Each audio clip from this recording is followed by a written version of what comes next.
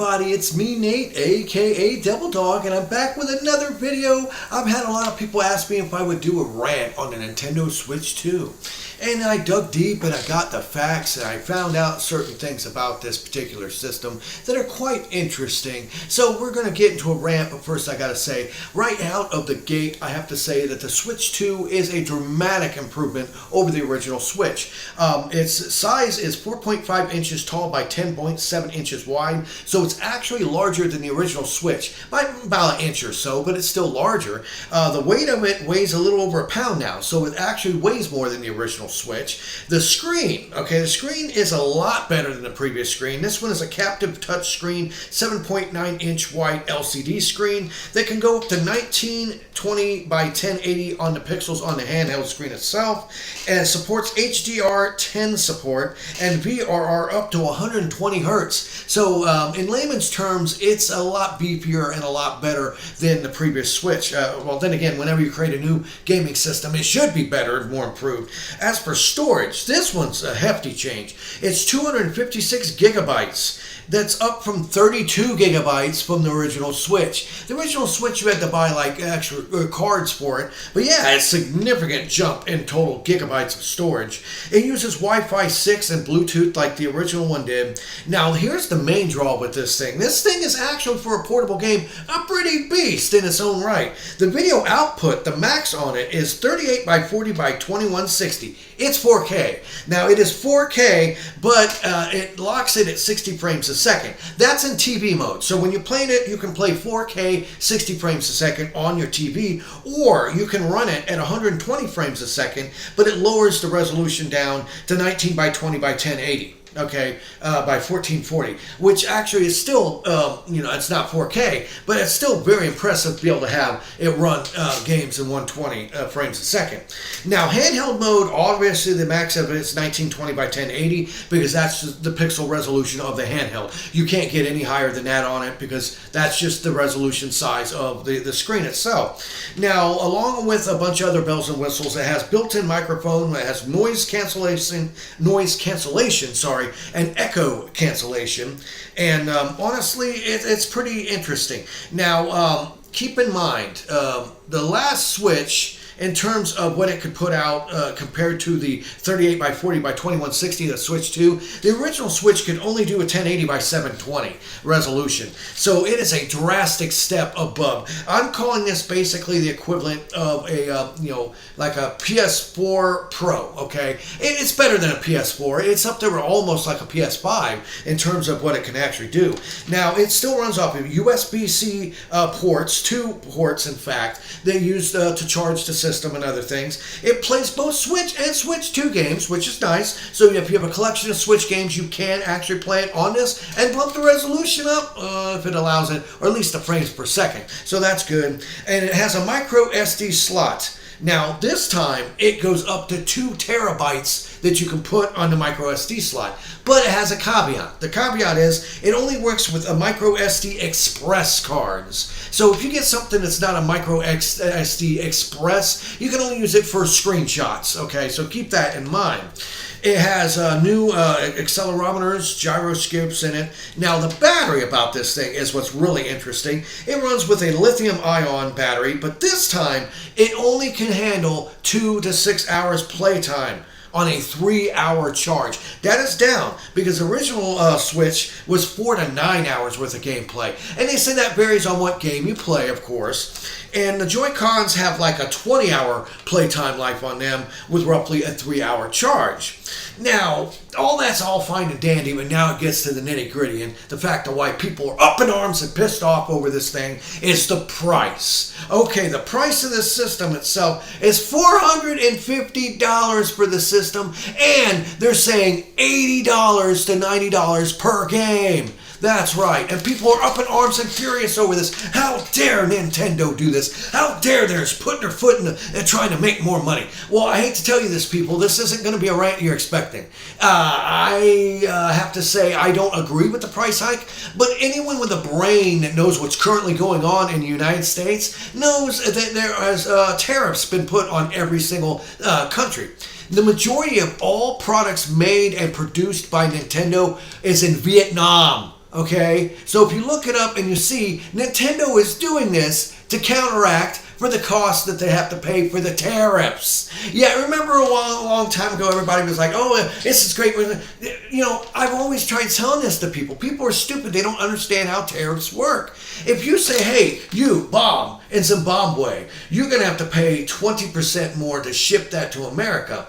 Do you really think they're still going to sell you that product for the same price? No, it's just like grocery store chains. You wait and look and see. If it costs more to actually ship bananas over here, guess what? Do you think they're going to keep the banana price the same? No, they're going to raise the prices of the bananas because companies are there to make money. Don't get me wrong. I know all you fanboys out there that love Xbox and all you fanboys that love Nintendo, but hear me out. They are corporations. They are greedy corporations that make products to make massive amounts of profit, okay? That's all they're doing this for. They're not doing it because they love to make video games. Yeah, it's the thing that they were used to doing. But the obvious stuff, it's to make money, to make profits. And in order to make profits, you have to actually charge more for an item.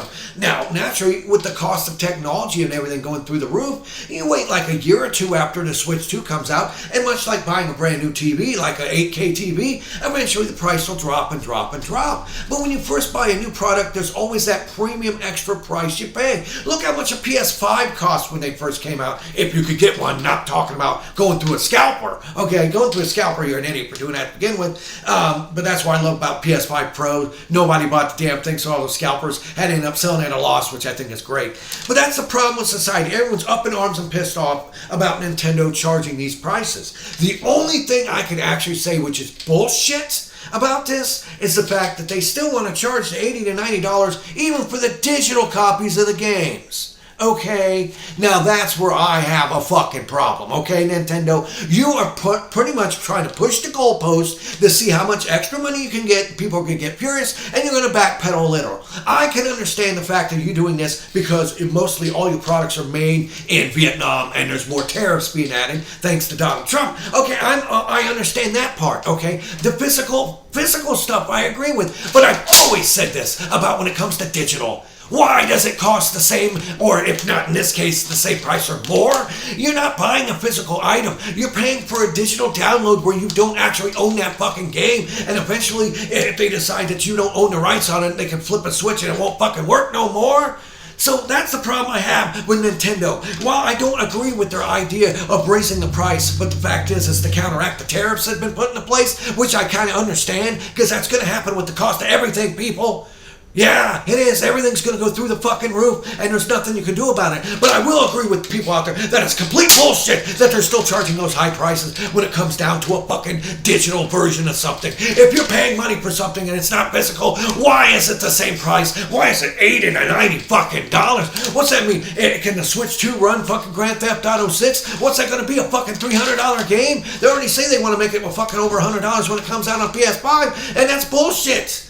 But in the end, this is probably not the rant you were expecting me to do. It probably wasn't. You were probably wanting me to tear from elbows to assholes through fucking Nintendo for what they're doing with the Nintendo Switch 2. But for the actual physical equipment, the physical system, I have to say, I don't agree with it, but I understand it. That's what every fucking company's going to do now. When they jack up a tariff, they're going to get that price out of you. You're going to pay for it more. That's why I never understood what people fucking thought in the first place. Where the fuck you think this extra money's going to come from? It's going to come from you, dumbasses. Yes, it's something that was $20, you're going to pay $25 to $30 for now. Yeah, and you're just going to have to take it in the ass. Yeah, but the only thing I can say about Nintendo, I don't think it's right. You should have done that immediately. And when you had your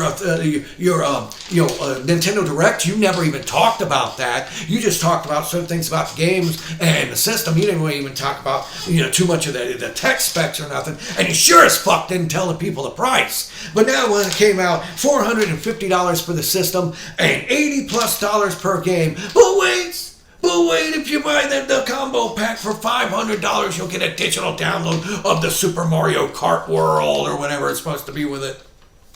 Hands down. This is bullshit, and you just wait and see. I guarantee then you're going to start seeing Xbox and PS5 games fucking have a price hike too. It's inevitable. It's going to happen with every sort of product that isn't from America with these stupid fucking tariffs. I personally think that there's better ways to handle the situation here in America with our deficit and everything like that. I don't agree to tariffs across the board. I do agree to some, but the problem is when you actually think you're going to do this, all you're going to do is be strangling people tighter. People that are suffering week from week, just from paycheck to paycheck, to pay their fucking bills and feed their kids and put clothes on their back and keep the power on. And now you're going to say, holy shit, $450 for a system? That's $150 more than what the fucking previous Switch was. But then again, look at the cost of the PS5 when it came out. I keep going back to that. But the fact of the matter is, with new technology comes higher prices. And you also apply the fact, tariffs on top of it, of the location where these places are fucking building this this equipment, it's gonna cost you more. The only thing I can say is fuck you, Nintendo, fuck you for charging fucking $90 for digital versions of games. That's bullshit. It should be at least half that price. If you charge $40 for it, I would have no problem, and that's really the only problem I have with the Nintendo Switch 2.